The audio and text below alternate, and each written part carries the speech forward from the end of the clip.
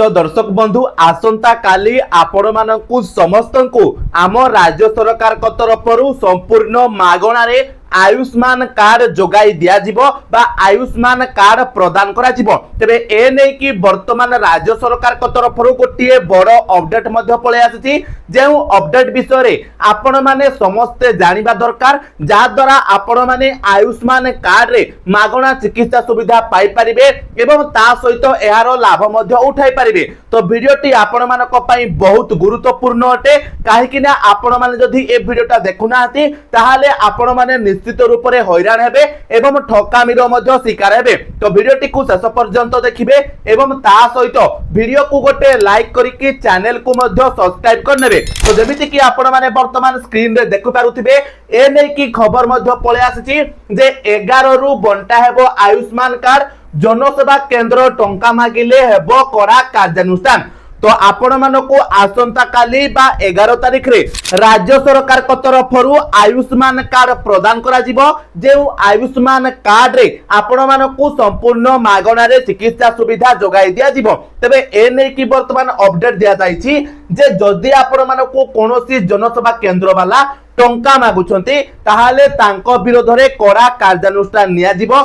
तेबे कौन पाई आपनको जनसेवा केंद्र वाला टंका मागिबे केमिति आपण माने तांको नारे कंप्लेन करिवे से नै कि वर्तमान अपडेट पळे आछि जेमिति आपण माने देखि पारुथिबे जे आसंता 11 तारिख रे आयुष्मान भारत प्रधानमंत्री जन आरोग्य योजना एवं गोपबंधु जन आरोग्य योजनार शुभारंभ करा जिवो।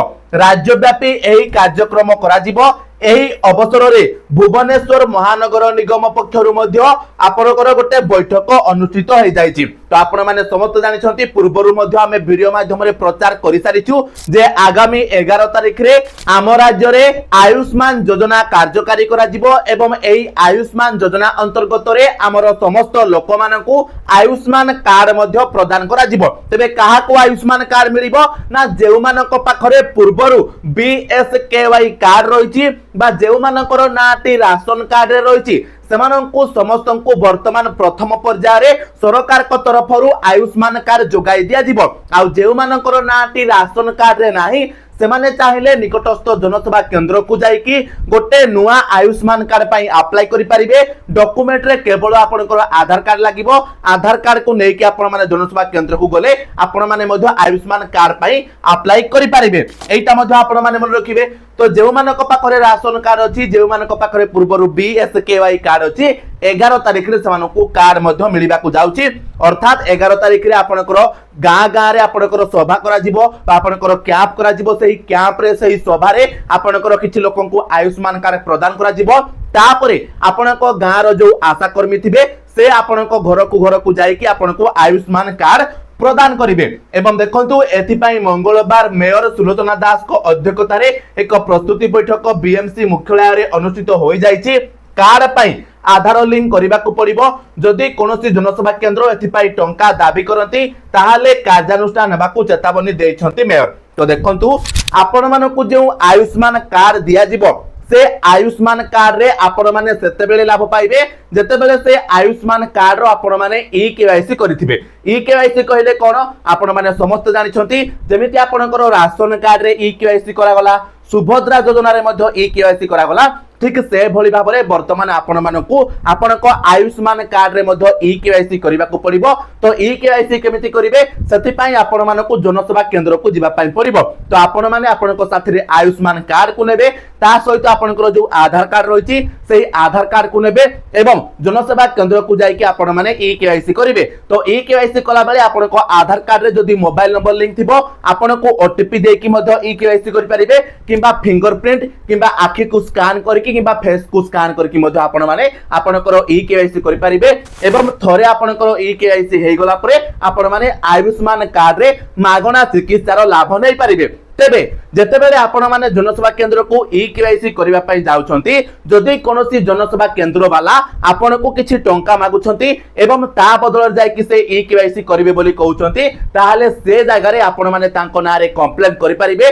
एवं जेतेबेले सरकार को पाखरे एक कंप्लेंट पहुंचिबो बा अधिकारी को पाखरे एक कंप्लेंट पहुंचिबो तांको विरोध रे कड़ा कार्यानुष्ठान निया जिवो। ए नै कि मध्य सरकार वर्तमान तागिद करिसंती जे समस्त जनसेवा केंद्र वाला संपूर्ण मागणा रे ई केवाईसी करिवे एवं जनसेवा केंद्र वालांकु सरकार को तरफरु कमिशन दिया जिवो एटा मध्ये आपण माने मन रखिबे। तो निश्चित भाव जते बेले आपण माने आयुष्मान कार्ड रो ई केवाईसी करिया को जाउछंती से जगह रे आपण माने तांकु वीडियोटा देखांतु एवं कहंतु जे सरकार ए नै की अपडेट देइछंती जे हमकु संपूर्ण मागणा रे आपण ई केवाईसी करिकि दियंतु एवं तापरे देखंतु आपनकर खबर रहिछि जे एही आयुष्मान कार्ड केउ माने पाइबे एहारो अवधि केते दिन रहिबो केउ मानकु केते टंका पर्यंत स्वास्थ्य चिकित्सा सुविधा मिलि पारिबो आदि संपर्क रे लोक मानकु आपनकर सचेतन कराइबा पई 11 तारिख रे महानगर निगम अंचल रे थिबा 22 गोटी स्वास्थ्य केंद्र रे एककालीन सचेतनता कार्यक्रम करा जिवो। एइटा ठारे भुवनेश्वर कथा कहआ जायछि जे भुवनेश्वर रे आपण मानकर 11 तारिख दिन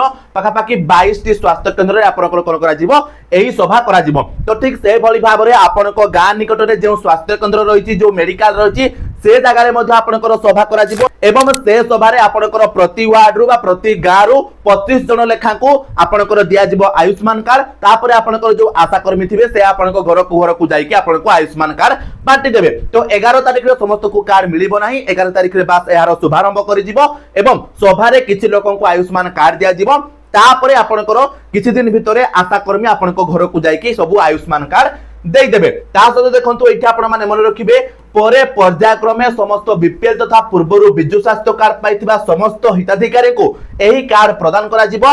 एथिरे प्रति परिवार को सरकारी किंबा तालिकाभुक्त बेसरकारी डाक्तरखाना रे 5 लाख पर्यंत चिकित्सा सुविधा मिलिबो महिला को 10 लाख टंका पर्यंत चिकित्सा सुविधा मिलिबो। आपण माने समस्त जानिथिबे पूर्वरु ए नै कि मध्य मो वीडियो अपलोड करथिली जे आपनकर जो आयुष्मान कार्ड रहिबो सेही आयुष्मान कार्ड रे आपण मानकर जो पुरुष सदस्य माने रहिबे सेमानकु आपनकर 5 लाख रो आपनकर मागणा चिकित्सा सुविधा रहिबो पर ईयर। तो जदि आपनक परिवार रे 3 जन पुरुष सदस्य अछंती ताहाले 3 जन को प्रत्येक वर्ष 5 लाख हिसाब रे मोट 15 लाख टंकार मागणा चिकित्सा मिलि पारिबो बट जणे केवल गोटे वर्ष भितरे 5 लाख रो मागणा चिकित्सा नहीं पारिबो। ता सहित आपनकर जो महिला सदस्य माने रहिबे सेमानंकु प्रत्येक वर्ष रे आपनकर 10 लाख टंकार मागणा चिकित्सा सुविधा सरकार को तरफरु जोगाई दिया जिवो।